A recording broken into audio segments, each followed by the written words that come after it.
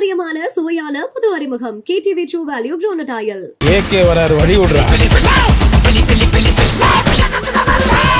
MCR Pure Cotton Club, formals and casual shirts. ஒரு 30 வருஷத்துக்கு பிறகு சனீஸ்வர பகவான் வந்து தன்னுடைய பயணத்தை வந்து மேஷத்தில் ஆரம்பித்து மீனத்தில் வந்து முடிகிறார். ரொம்ப சிக்னிஃபிகண்ட்டான ஒரு இந்த ஃப்ளைட் கிராஷஸ் அண்ட் வாட்டர் மூலியமாக சில விபத்துகள் ஏற்படுவதற்கு அதிகமான வாய்ப்புகள் இருக்குது. மக்கள் கவனமாக இருக்க வேண்டிய ஒரு விஷயம் என்னன்னு சொன்னால், நெருப்பு சம்பந்தமான தீ பிரச்சனைகள், மின்சாரம் சம்பந்தமான பிரச்சனைகள் இந்த ஆண்டில் ஏற்படக்கூடிய வாய்ப்பு இருக்குது. அதில் மட்டும் மக்கள் கவனமாக இருந்தால் போதுமா? ஒவ்வொரு நகரத்திற்கு, ஒவ்வொரு நாட்டிற்கு, ஒவ்வொரு கண்டத்திற்கும் ஜாதகம் இருக்குது. கோல்டில் நிறைய பேர் இன்வெஸ்ட்மெண்ட் பண்ணுறாங்களோ அதே மாதிரி கிரிப்டோ கரன்சியில் அதிகமாக இன்வெஸ்ட்மெண்ட் பண்ணுற காலகட்டமாக இருக்குது. ஏன்னா பொருளாதாரத்தை பொறுத்த வரைக்கும் பார்க்கும்பொழுது பண ரீதியான விஷயங்கள் ஏன் டிமான்ஸ்ட்ரேஷன் கூட இந்த வருஷம் ஆகிறதுக்கு அதிகமான வாய்ப்பு இருக்குது 2025. அப்போ கோயில் வந்து தர்ம தரிசனம் அப்படின்னு சொல்லக்கூடிய ஒன்று இருக்குது. அப்போ இந்த இடத்துல வேற ஒரு சிறப்பு கட்டண தரிசனம்னா அப்போ அது அதர்ம தரிசனமா? அப்போ கடவுள் அதை ஏற்றுக்கொள்வாரா? Lower class people, middle class people, இவங்க வரைக்குமே நல்ல முன்னேற்றங்கள் வரக்கூடிய ஆண்டு நம்ம சொன்னோம். கிரகங்களில் அதிகபட்சம் 8 கிரகங்கள் வந்து ஒரு ராசியில் சேரலாம். ஒரு ஜோதிட ரீதியாக ஒரு இடத்துல ஒன்றுக்கு மேற்பட்ட கிரகம் சேரும்போது, அதிகமான கிரகங்கள் சேரும்போது அதை கிரக யுத்தம் அப்படின்னு சொல்கிறோம். அப்போ கிரக யுத்தம்னு சொன்னால் ஹேபிட் வந்து சரியாக இருந்தால் எல்லாம் சரியாக இருக்கும். அதாவது ஒரு வேளை சாப்பிடக்கூடியவனை வந்து யோகி அப்படின்னு சொல்கிறோம். 2 வேளை சாப்பிடக்கூடியவனை போகி, அவன் வந்து வாழ்க்கையை வந்து அனுபவிக்கிறான், போகியாக இருக்கான் அப்படின்னு சொல்கிறோம். வணக்கம். வரவிருக்கக்கூடிய தமிழ் புத்தாண்டு விஸ்வாவசு வருடம் எப்படி இருக்க போகுது, 12 ராசிக்குமான பலாபலன்கள் என்னென்ன, இதையெல்லாம் வந்து நம்முடைய விவாதிக்க இன்று ஜோதிட கலாநிதி திரு சுபாஷ் பாலகிருஷ்ணன் அவர்கள், ஜோதிடத்தில் முனைவர் பட்டம் பெற்ற ஞானரதம் அவர்கள், அதே நேரத்தில் உதாரண ஜோதிடர் பீமராஜா ஐயர் அவர்கள் மூவரும் இணைந்துள்ளார்கள். அவர்களை வரவேற்றிட்டு நம்ம நிகழ்வுக்குள்ள போகலாம். வணக்கம். வணக்கம். முதல்ல சுபாஷ் பாலகிருஷ்ணன் சார். சார், இந்த தமிழ் புத்தாண்டு, ஒவ்வொரு புத்தாண்டு வரும்போதும் ஒரு வருட பேர் நம்ம சொல்கிறோம், அந்த பேருக்கே உண்டான ஒரு சில பலன்கள் இருக்குது. அப்படி இந்த விஸ்வாவசு வருடம் நமக்கு தரவிருக்கக்கூடிய விஷயங்கள் என்னென்ன?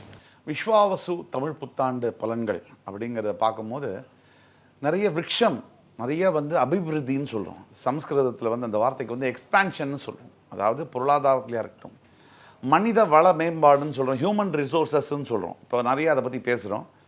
அப்போ மனித வளத்தில் குவாலிட்டி ஆஃப் பீப்புள்னு சொல்கிறோம். ஒரு மனிதர்களுடைய குணாதிசயங்கள் மாறக்கூடிய தன்மைகளாக இருக்கட்டும், இப்படி பல விதத்தில் நிறைய நாட்டில் சுபிட்சங்கள் வரக்கூடிய வருஷமாக தான் இதை பார்க்கணும்.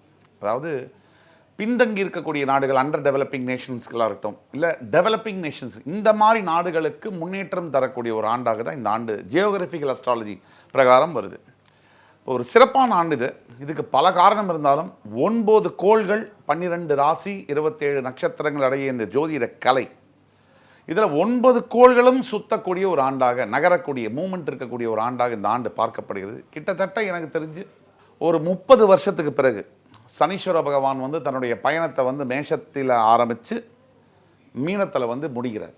அந்த காலபுருஷனுடைய முதல் பயணமானது முற்றிலும், அதாவது முற்று பெறக்கூடிய இந்த ஆண்டு ரொம்ப சிக்னிஃபிகண்ட்டான ஒரு ஆண்டாக தான் நம்ம பார்க்கணும்.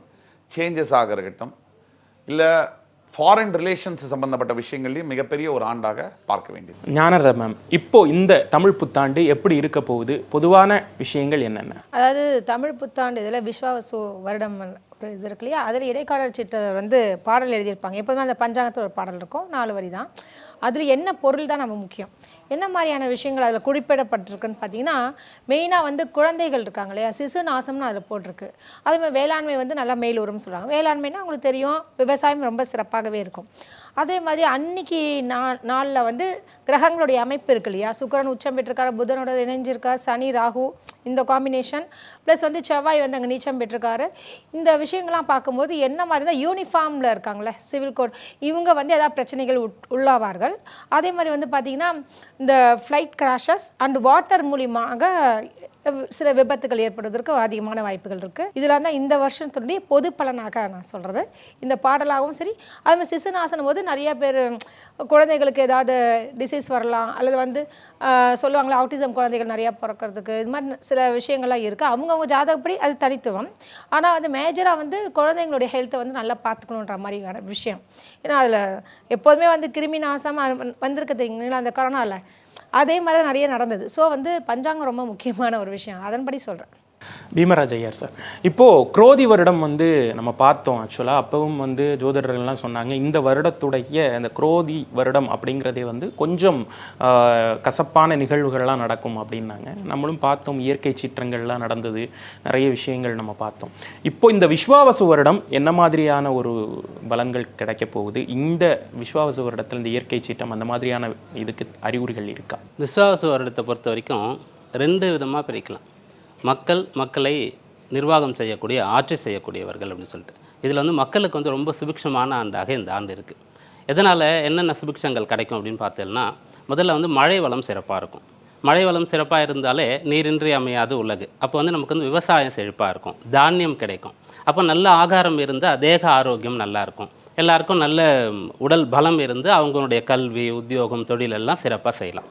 இந்த சைடு வந்து ரொம்ப நல்லா இருக்குது. ஆனால் அரசாங்கம், நிர்வாகம், அரசியல் அப்படின்னு சொல்லக்கூடிய விஷயத்தில் நிறைய பிரச்சனைகள் ஏற்படும். இப்போ நான் வந்து தமிழ் புத்தாண்டு பலன் சொல்கிறேன், அதனால் இது வந்து தமிழ்நாட்டுக்கு அப்படின்றது இல்லை, இது வந்து பாரத தேசத்தையும் தாண்டி இந்த உலகுக்கே இந்த பலன் இருக்குது அப்படின்றது. அதனால் இந்த உலகத்திலே வந்து பெரும்பாலும் ஆட்சி மாற்றங்கள் நடக்கும். ஆட்சியில் நிறைய மாற்றங்கள்னு சொல்லும்போது அது வந்து தேர்தல் மூலமாக நடக்கக்கூடிய மாற்றம்னு சொல்லக்கூடியது ஏற்றுக்கொள்ளக்கூடியது. அதை தாண்டி ஆட்சிகள் வந்து மாற்றப்படக்கூடிய ஒரு அவசியம் உண்டாகும். மக்களிடத்தில் புரட்சி செய்து மாற்றப்படும், நிர்வாக திறன் இல்லை அப்படின்னு சொல்லி மாற்றப்படும். அந்த ஆட்சி மாற்றம் கொண்டு வந்த பிறகு சட்டத்திட்டங்கள் புதியதாக நிறைய கொண்டு வரப்படும். கடுமையான சட்டத்திட்டங்கள் இருக்கும். உதாரணத்துக்கு இப்போ ஒரு செயின் ஸ்நாச்சிங் அப்படின்னு சொல்கிறோம், அதை வந்து ஒரு நகை பறிப்பு, ஒரு திருட்டு செயலாக தான் நம்ம பார்க்குறோம் பொதுவாக. ஆனால் அதனால் உயிர் போகிற ஆபத்தே இருக்குது. அதை வந்து அட்டெம்ப்ட் டு மர்டர் அப்படின்னு கூட சொல்லலாம். ஒரு திருட்டுக்கே வந்து கொலை பண்ணக்கூடிய அளவு இருக்குது அப்படின்னு சொல்லக்கூடிய மாதிரி இந்த ஆண்டில் சட்டத்திட்டங்கள் கடுமையாக இருக்கும். ஏன்னா இந்த ஆண்டினுடைய ராஜான்னு சொல்லக்கூடிய வந்து சூரிய பகவான் அவரர். மேலும் இந்த நாயகர்களில் இந்த ஆண்டு பலனில் சூரியன் தான் அதிகமான பொறுப்பை வகிக்கிறார். அப்போ வந்து சூரியன் சொன்னால் ஒரு ராஜா தன்னுடைய மகனே தவறு செய்தாலும் கூட அவனையே தேர்காலில் வந்து இட்டு அதே போல் மரண தண்டனை கொடுத்த ராஜாக்களை நம்ம பார்த்துருக்கோம். அதுபோல் ராஜாக்கள் வந்து ரொம்ப ஒரு பவர்ஃபுல்லாக நிறைய சட்டத்திட்டங்களை கொண்டு வந்து இந்த விஷயங்களை செய்வாங்க. மக்கள் கவனமாக இருக்க வேண்டிய ஒரு விஷயம் என்னன்னு சொன்னால், நெருப்பு சம்பந்தமான தீ பிரச்சனைகள், நெருப்பு பற்றி எரியக்கூடிய ஒரு விஷயம், மின்சாரம் சம்பந்தமான பிரச்சனைகள் இந்த ஆண்டில் ஏற்படக்கூடிய வாய்ப்பு இருக்குது. அதில் மட்டும் மக்கள் கவனமாக இருந்தால் போதுமானது. இந்த ஆண்டு சுபிட்சமாக இருக்கும். சுபாஷ் பாலகிருஷ்ணன் சார், இப்போது கும்பத்தில் சனி அப்படின்னு சொல்லிட்டு லாஸ்ட் டைம் குரோதி வருடத்தில் ஒரு காம்போ வந்து சொன்னாங்க. அந்த கும்பத்தில் சனி அப்படிங்கிறதே வந்து கொஞ்சம் டெட்லி காம்போ. இதுக்கு முன்னாடி நம்ம வந்து இந்த கும்பத்தில் சனி எப்பெல்லாம் வந்து அந்த பிரவேசம் வர்றாரோ அந்த நேரத்தில் எல்லாமே வந்து ஓரளவுக்கு இயற்கை சீற்றங்கள்லாம் நடந்திருக்கும். இப்போ அந்த நிலை மாறிடுச்சா? இப்போது சனிப்பெயர்ச்சியும் சேர்ந்தே வருது. இப்போ இந்த நிலை மாறிடுச்சா? இயற்கை சீற்றங்களுக்கும் ஜோதிடத்துக்கும் இந்த கிரகப்பெயர்ச்சிக்கும் உண்டான தொடர்பு என்ன? ஜோதிடத்தையும் நீங்கள் வந்து கால நிர்மாணம் சொல்லக்கூடியதை பிரிக்கவே முடியாது. நம்ம பல தடவை சொல்லியிருக்கோம், ஜோதிடத்தின் மீது நம்பிக்கை அற்றவர்கள் இல்லை ஆண்டவன் மீது நம்பிக்கை அற்றவர்கள் யாரை எடுத்துட்டாலும் இன்றைக்கி என்ன கிழமைன்னு கேட்டால் வியாழக்கிழமைன்னு தான் சொல்லணும். வியாழன்கிறது கிரகத்தை தான் குறிக்குது. இப்போ ஜோதிடம் நம்பிக்கை அற்றவர்களாக இருக்கட்டும், ஜோதிடம் மீது நம்பிக்கை உள்ளவர்களாக இருக்கட்டும், கால நிர்மாணம் தரக்கூடியது எதுனா ஜோதிட கலை தான். ஒருவர் எப்போ பிறக்கிறார், எப்போ மரணிக்கிறார், எப்போ கல்யாணம் பண்ணுறது, அவருக்கு எப்போ குழந்தை பிறகு, எல்லாமே கால நிர்மாணம். கால பருவ மாற்றங்கள் அப்படிங்கிறது இயற்கையோடு சேர்ந்தது தான். இப்போ நீங்கள் வந்து ஒரு 4 சீசன் சொல்கிறீங்க, இது எல்லாமே இப்போ நம்ம இதுக்கு உதாரணமாக ஜோதிடத்தை இப்போ நீங்கள் காலத்தோடு ஒப்பிட்டதுனால நான் சொல்ல வேண்டியதாக இருக்குது. ஒரு 5வது மாதம் 12 மாதங்களில் வந்து ரொம்ப சூடாக இருக்குது, வெப்ப நிலை உலகம் முழுக்க அதிகமாக இருக்குது. இப்போ ஜோதிடத்தில் 5வது ராசி சிம்ம ராசி, அதுக்கு அதிபதி சூரியன். சூரியன் என்றால் வெப்பம். இப்போ ஜோதிடத்தை நீங்கள் வந்து ப்ராக்டிக்கலாக நீங்கள் பார்த்தீங்கனாலும் நீங்கள் பிரிக்கவே முடியாது. இப்போ 12வது மாதம் கால சூழ்நிலை மாறுகிறது. எல்லா இடத்துலையும் வந்து வின்டர்னு சொல்கிறோம், குளிர் பிரதேசம் சொல்கிறோம். உலகம் முழுக்க குளிர்ச்சியாக இருக்குது. ஜோதிடத்தில் 12வது ராசி எது? மீன ராசி. மீன் எதில் இருப்பாங்க? தண்ணியில். இப்போ கால நிர்மாணத்தை ஏற்படுத்தி கொடுத்திய இந்த மிகப்பெரிய ஒரு கலையானது இது. இந்த கால நிர்மாணத்தை தரக்கூடியதுனால எல்லா விதமான பகுதிக்கேற்ப இப்போ நம்ம தனி மனித ஜாதகம்னு சொல்கிறோம், ஒரு உயிருக்கு ஜாதகம் இருக்குதுன்னு சொல்கிறோம். அப்படியாக ஒவ்வொரு நகரத்திற்கு, ஒவ்வொரு நாட்டிற்கு, ஒவ்வொரு கண்டத்திற்கும் ஜாதகம் இருக்குது. நீங்கள் ஒரு சில கண்டத்தில் பார்த்தீங்கன்னா பெரும்பாலும் நிறைய வறுமை, நிறைய வந்து கஷ்டங்கள் இதெல்லாம் பார்க்குறோம். ஒரு சில கண்டங்கள் எவ்வளவு தான் இதுவானாலும் அவன் நன்மையே பார்த்துட்ருக்கோம். அதுக்கெல்லாம் கூட ஒரு நம்ம வாஸ்துன்னு சொல்கிறோம். இந்த இடத்துல கிச்சன் இருக்கணும், இந்த இடத்துல படுக்கையறை இருக்கணும். இது மாதிரி ஜோதிடத்துலேயும் இருக்குது. அப்போது பூமி சுழல்கின்ற இந்த பகுதி, இந்த ஒரு வட்டத்தை ஒரு நாளுன்னு நம்ம சொல்கிறோம், ஒரு முழு சுழற்சியை. இப்படி ஒவ்வொரு கிரகமும் சுழறக்கூடியதில் ஜியோகிராஃபிக்கல் அஸ்ட்ராலஜியோடைய இம்பேக்டும் அதோடைய இம்ப்ளிகேஷனும் கட்டாயம் இருக்குது. அதை தவிர்க்கவே முடியாது. பல விதத்தில் பார்க்குறோம் நம்ம. இப்போது சில நேரங்களில் வறுமை அதிகமாக இருக்கக்கூடிய நம்ம நாட்டிலேயே சில பகுதிகளில் வறுமை ஒழியவே இல்லை. இன்னுமே பல நகரங்களில் நகரப்புறத்திலே பார்த்தீங்கன்னா அதற்கும் கூட காரணம் ஜோதிடத்தினுடைய இது இருக்குது, இம்பேக்ட் இருக்குது. அப்போது அந்த இடத்துல வரக்கூடிய தலைவர்களாக இருக்கட்டும், அந்த இடத்துல வரக்கூடிய பொருளாதார சூழ்நிலைகளாக இருக்கட்டும், எல்லாமே டெவலப் ஆகுது. இங்கே மட்டும் நடக்காது. பக்கத்து தெருவில் தான் இருக்கும், ஆனால் அங்கே மட்டும் டெவலப்மெண்ட்டே இருக்காது. அப்போது ஜியோகிராஃபிக்கல் அஸ்ட்ராலஜி இப்போ நடக்கக்கூடிய ஒவ்வொரு கிரக மாற்றங்கள் ரெண்டும் பின்னி பிணைந்து தான் வேலை செய்யும். இதை மறுக்கவே முடியாது, மறுக்கவும் முடியாது. மேம், இப்போ வாழ்வியல் ஓட்டத்தில் பொருளாதாரம் அப்படிங்கிறது மிக முக்கியமான ஒரு விஷயம். ஒவ்வொரு வருடம் வரும்போதும் நம்ம பொருளாதாரம் எப்படி ஆக போகுது, இன்வெஸ்ட்மெண்ட்ஸ் எப்படி நம்ம பண்ணலாமா வேணாமா, ஷேர் மார்க்கெட் என்ன ஆக போகுது, இப்படி பல கேள்விகள் இருக்கும். ஸோ ஜோதிடத்தில் அதுக்கான பதில்கள் இருக்கா? நிச்சயமாக இருக்குங்க. ஏன்னா எப்படின்னா ராகு மாறுவார் இந்த மே மாதத்தில். மாறதுனால என்ன மாதிரியான விஷயங்கள் பொருளாதாரத்தின் போது புதுவான விஷயங்கள் இருக்கு இல்லையா? இப்போ கிரிப்டோ கரன்சி சொல்கிறாங்களே, பிட்காயினு. இப்போ முதல்ல அது இல்லீகல்ன்ற மாதிரி இருக்கும். இப்போ அதுவே லீகலைஸ்டாக நிறைய நாட்டில் நடக்க போகுது நிச்சயமாக. அது மட்டும் இல்லாமல் பார்த்தீங்கன்னா அதோடைய விலையேற்றங்களும் அதிகம் வரைக்கும். இப்போ எப்படி கோல்டில் நிறைய பேர் இன்வெஸ்ட்மெண்ட் பண்ணுறாங்களோ அதே மாதிரி கிரிப்டோ கரன்சியில் அதிகமாக இன்வெஸ்ட்மெண்ட் பண்ணுற காலகட்டமாக இருக்குது. ஏன்னா பொருளாதாரத்தை பொறுத்த வரைக்கும் பார்க்கும்பொழுது அந்த ராகு தான் ஆன்லைன் பிஸ்னஸ் சொல்லுவாங்க இல்லையா, வெளிநாடு சம்மந்தப்பட்ட காயின்ஸ், அந்த பண விஷயங்கள், வர்த்தகங்கள், குளோபலைசேஷன் வேறு ஆகிருக்கு இல்லையா, பொதுவாகவே ஆகிடுச்சு. ஸோ அப்படின்னும்பொழுது ஈஸியாக எல்லாமே எடுத்துகிட்டு போகிறதுக்கு உண்டான விஷயங்கள், ப்ரைவசி விஷயங்கள், நம்மளை பற்றின விஷயங்கள் மற்றவங்க தெரியக்கூடாது அப்படின்றதுக்காகலாம் சில விஷயங்களை மாற்றங்கள், தொழில்நுட்பங்கள் அதிகமாக வரக்கூடிய ஒரு காலகட்டம். எப்படி ஏஐலாம் இருக்கிற மாதிரி இதுவும் மாற்றங்கள் வரப்போது. கரன்சிலேயே நிறைய விஷயங்கள் அப்படின்னா டிஜிட்டல் காயின்ஸ்லாம் விட போகிறாங்கன்ற மாதிரி ஒவ்வொரு நாட்டுக்கும் சரி, ஒவ்வொரு எல்லா ஊர்லேயும் நிறைய சேஞ்சஸ் ஆகிறதுக்கு நிறைய வாய்ப்புகள் இருக்குது. பண ரீதியான விஷயங்கள் ஏன் டிமான்ஸ்ட்ரேஷன் கூட இந்த வருஷம் ஆகிறதுக்கு அதிகமான வாய்ப்பு இருக்குது 2025. அது மட்டும் இல்லாமல் பார்த்திங்கன்னா இந்த கோல்டோட ரேட்டும் அதிகரிக்கக்கூடிய ஒரு காலகட்டம் தான். இனிமேட்டு பார்த்திங்கன்னா ஃபுல் உலோகங்கள் சொல்லுவாங்க இல்லையா, எல்லா உலோகங்கள், ஈவன் நீங்கள் வெள்ளி கூட வாங்கி வைங்க. இந்த காலகட்டத்தில் நம்மளால் கோல்டு வாங்க முடியல அப்படின்னாலும் வெள்ளியோட விலையும் அதிகரிக்கக்கூடிய ஒரு விஷயந்தான். ஏன்னா சுக்கிரன் உச்சம், இந்த தமிழ் வருஷ பரப்பில் பார்த்திங்கன்னா சுக்கிரன் அன்னைக்கு உச்சம் பெற்றிருக்கனால நிச்சயமாக சுக்கிரனுடைய அதிபதி யாருன்னு பார்த்தீங்கன்னா வெள்ளி தான். ஸோ எப்படி நீங்கள் கோல்டு ரேட் எப்படி இருக்கோ அதே மாதிரி வெள்ளி ரேட்டும் அதிகரிக்கக்கூடிய ஒரு காலகட்டமாக இருக்குது. ஸோ இந்த பீரியடை நீங்கள் ஒரு நடுத்தர மக்கள்லாம் வெள்ளி வாங்க முடியும் நிச்சயமாக. அது மாதிரி வாங்கி வைங்கன்றது ஒரு விஷயம். ஈவன் பித்தளை இருக்கிற பாத்திரங்கள், எல்லா உலோகப் பொருட்களும் உண்டான வேல்யூ இனிமேட்டு தான் அதிகரிக்கக்கூடிய ஒரு சூழல் இருக்குது. அது மட்டும் இல்லாமல் பார்த்தீங்கன்னா இந்த ராகுவும் பயிற்சி ஆகிறது ப்ளஸ் குருவோட பயிற்சி இதெல்லாம் பார்க்கும்போது நிச்சயமாக பொருளாதாரம் நல்ல செழிப்பாக ஆகக்கூடிய ஒரு காலகட்டமாக இருக்குங்க. சார், இப்போது ஆன்மீக தலங்களில் கடந்த வருடங்களில் சில நிகழ்வுகள் நடந்தது. இப்போ திருவண்ணாமலையிலிருந்து துவங்கி திருச்செந்தூர் வரை, திருவண்ணாமலையில் இயற்கை சீற்றம் நம்ம பார்த்தோம். திருச்செந்தூரில் சில பல கசப்பான சம்பவம், இந்த கரையோரம் இருக்கக்கூடியது கடல் சீற்றங்கள் இதெல்லாம் நடந்தது. கோவில் யானைகள் உயிரிழப்பு, இது போன்ற சம்பவங்கள்லாம் ஏதோ ஒரு வகையில் ஆண்டவன் கொடுக்கக்கூடிய ஒரு சைன் அப்படின்னு சொல்லிட்டு நிறைய பேர் சொன்னாங்க. இது மாதிரியான சம்பவங்கள்லாம் ஏன் நடக்குது? அது இந்த வருடங்களில் என்ன மாதிரியான ஒரு தாக்கத்தை ஏற்படுத்தும்? ஆன்மீக சம்பந்தமாக இது போல் நிகழ்வுகள் நடக்கிறதுக்கு காரணம் என்ன அப்படின்னு கேட்டால், இப்போ எந்த பகுதியில் நடக்கிறதோ அந்த பகுதிக்கு ஏதோ ஒரு பிரச்சனை வரப்போகிறதுன்றதுக்கான சைன் தான் அது. இதை தெரிந்து கொண்டு அந்த பகுதியில் இருக்கக்கூடியவர்கள் கவனமாக இருக்கணும். ஒரு ராஜா ஆட்சி பண்ணிட்டு இருக்காரு சொன்னால் பட்டத்து யானைக்கு ஏதாவது ஆகுது, குதிரைக்கு ஏதாவது ஆகுதுன்னா ராஜாவுக்கு ஆபத்து வரப்போகுது அப்படின்ற அர்த்தம். சாதாரணமாக நம்மள மாதிரி குடிமக்கள்னு சொல்லும்போது வீட்டில் வளர்க்கக்கூடிய ஒரு பசுமாடு இல்லை ஒரு நாய் இறந்து போகுது, அதுக்கு நோய் வருதுன்னு சொன்னால் அந்த வீட்டு தலைமகனுக்கோ தலைவிக்கோ பிரச்சனை வரப்போகுது அப்படின்றது அர்த்தம். இதெல்லாம் நமக்கு எடுத்து கொடுக்கக்கூடிய நிமித்தங்கள் அப்படின்னு சொன்னால் இப்போ சைன் அப்படின்னு சொல்கிறோம் நம்ம. அதுபோல் குறிப்பிட்ட ஆலயங்களில் ஆன்மீக தலங்கள் இது போல் பிரச்சனை வரும்போது அந்த பகுதியில் இருக்கக்கூடியவர்கள் கவனமாக இருக்கணுன்ற ஒன்றை எடுத்துக்கலாம். இன்னும் சொல்லணும் அப்படின்னு சொன்னால் அந்த பகுதியில் தர்மம் இல்லை அப்படின்றத எடுத்துக்கலாம். அதாவது தர்மம் சொல்கிறது கிருதயுகம், திரேதாயுகம், துவாபர யுகம், கலியுகம் சொல்லக்கூடிய 4 யுகங்கள் இருக்குது. அப்போ தர்மம் சொல்லக்கூடியது அந்த கிருதயுகத்தில் 4 காலில் அந்த பசுமாடு நிற்கும். அதன் பிறகு 3 கால், அதன் பிறகு 2 கால், கலியுகத்தில் ஒரே காலில் தான் பசு நின்றுட்டு இருக்கும்.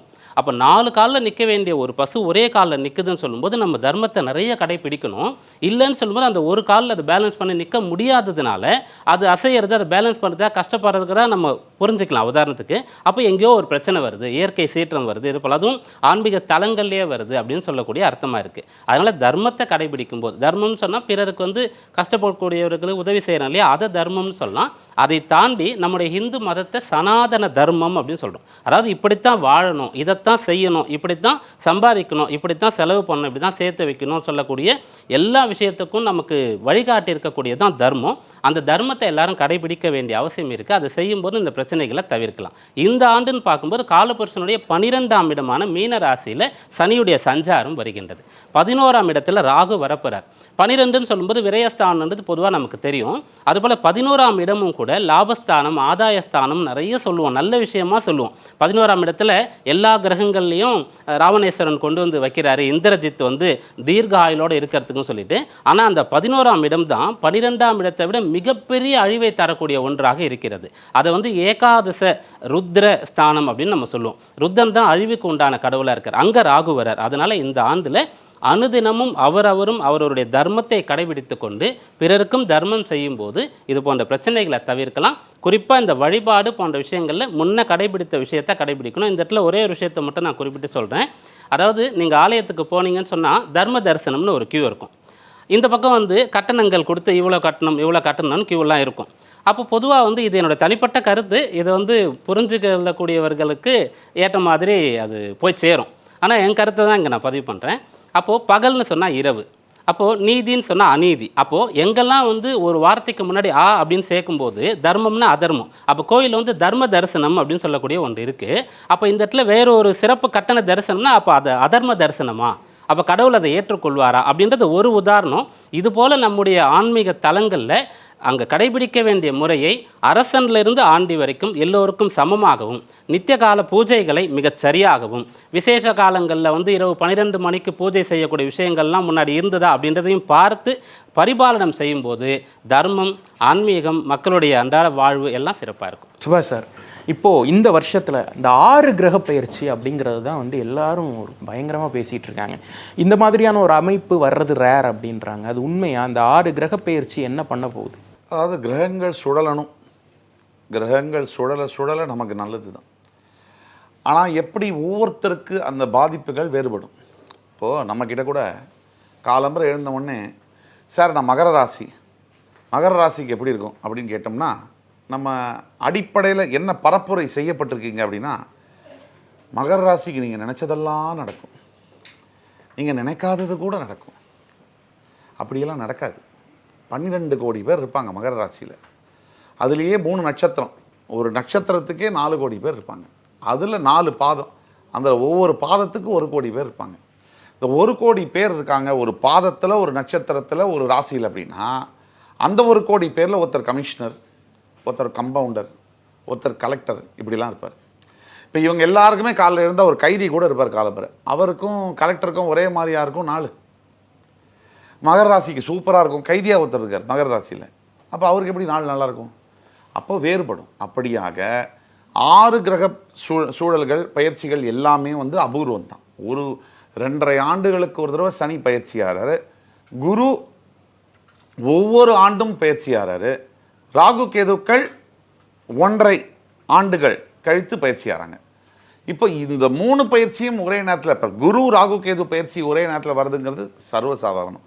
குரு சனி பயிற்சி வருதுங்கிறதும் சர்வசாதாரணம். ஏன்னா ஒவ்வொரு ஆண்டும் குரு பயந்துக்கிட்டே தான் இருப்பார்.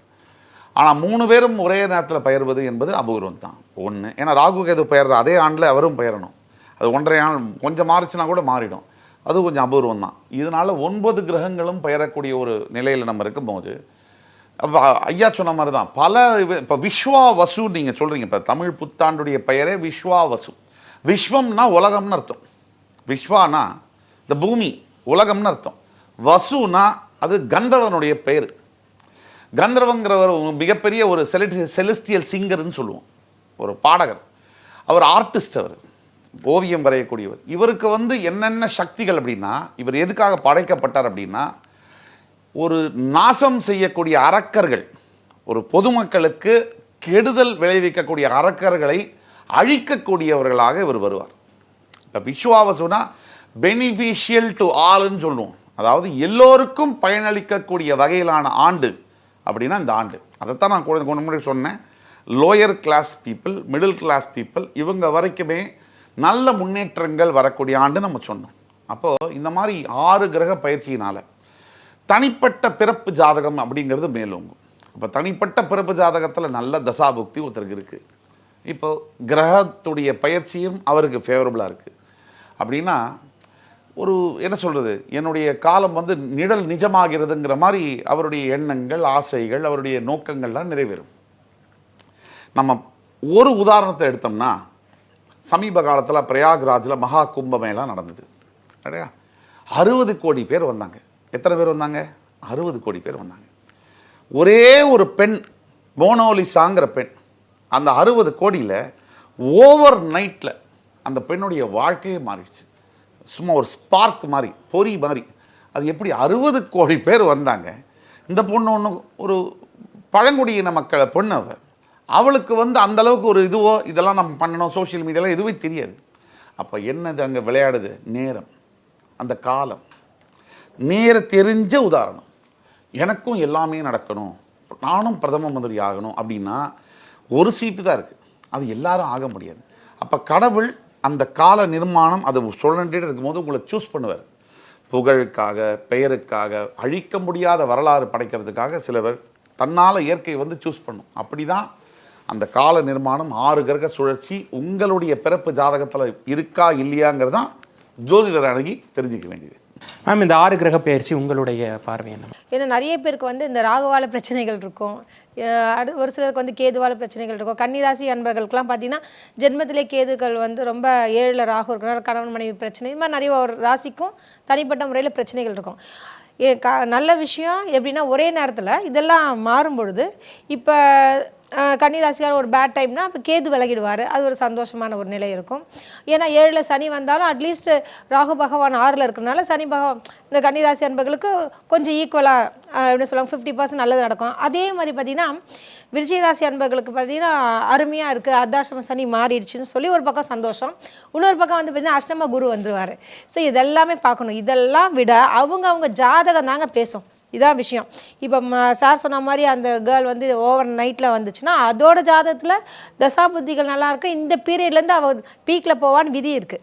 இப்போ ஜெயலலிதா மேடம் வந்து எடுத்தோடனே அவங்க சிஎம் ஆகலை, அவங்களும் சின்ன சின்ன ரோலில் வந்து எல்லா ஆர்டிஸ்ட்டும் அந்த லெவலுக்கு வர முடியல இல்லைங்களா? சிஎம்ன்றது எவ்வளோ பெரிய விஷயம். அது மாதிரி அவங்கவுங்க ஜாதக கட்டம், அவங்களுடைய ஜாதகத்தில் என்ன யோகங்கள் இருக்குது அதை பொறுத்து தான் வந்து வாழ்க்கையினுடைய மாற்றங்கள் மாறும். அப்படின்னும் பொழுது இப்போ இந்த கிரக பயிற்சினால என்ன விஷயம்னா உலக நாடுகளில் இப்போ பார்த்திங்கன்னா சனி செவ்வாய் சேர்ந்தான்னா கூட நெருப்பு சம்மந்தப்பட்ட பிரச்சனைகள் கண்டிப்பாக வரும்னு சொல்லுவாங்க. சனியோடைய பார்வை செவ்வாய்கிட்ட விழும்போது தான் இந்த பூகம்பம் சுனாமிலாம் வந்தது. ஸோ நிறைய எப்பப்பெல்லாம் சனியும் செவ்வாயும் ஒருத்தருக்கு ஒருத்தர் பார்த்துக்கிறாங்களோ அல்லது சனி வந்து செவ்வாயை பார்த்தாலோ அல்லது செவ்வாய் சனியை பார்த்தாலோ நிச்சயமாக ஒரு இழப்புகள் பிரச்சனைகள் வருது. ஸோ இதற்கெல்லாம் என்ன காரணம் பார்த்திங்கன்னா இந்த பயிற்சிகள் தான். பயிற்சி ஆகும்போது தானே இது அவனை பார்க்குறான் அவனை பார்க்குறான்ற மாதிரி விஷயங்கள்லாம் வருது, அது ஒரு விஷயம். அதே மாதிரி வந்து பார்த்திங்கன்னா இப்போ நிறைய பேருக்கு வந்து நமக்கு 7.5 விட்டால் நல்லா இருக்கணும் போது இப்போ மகர ராசி அன்பர்களுக்கெல்லாம் 7.5 விடுது சனி பயிற்சினால. அதே மாதிரி பார்த்திங்கன்னா ஒரு சிலருக்கு வந்து என்னடா அது நமக்கு அர்த்தாஷ்டம சனி ஸ்டார்ட் ஆகிடுச்சேன்னு சொல்லி இப்போ தனுசு ராசிக்காரங்க கவலைப்பட்டுட்டு இருப்பாங்க. அவங்களுக்கு ஒரு நல்ல வெளிச்சமாக குரு பகவான் 7ல் வந்து குருபலம் வருது. ஸோ ஒரு பக்கம் ஒருத்தருக்கு கஷ்டத்தை கொடுத்தாலும் இந்த பயிற்சிகள் வாயிலாக ஒரு 50% அதுலேருந்து தப்பிக்க வழி இருக்கிறதுன்றது இந்த பயிற்சிகள் மூலியமாக எனக்கு தெரிஞ்ச உண்மை.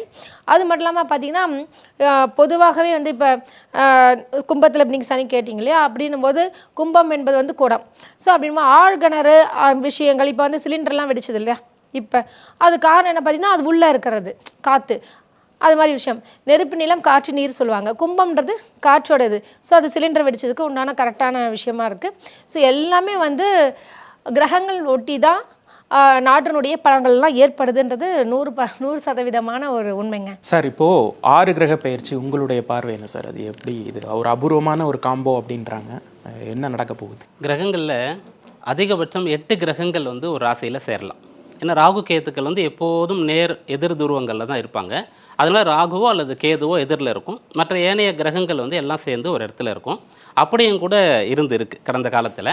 அப்பயும் கூட இந்த உலகத்திற்கு வந்து பெரிய அழிவு அதெல்லாம் ஒன்றும் வந்துடலை.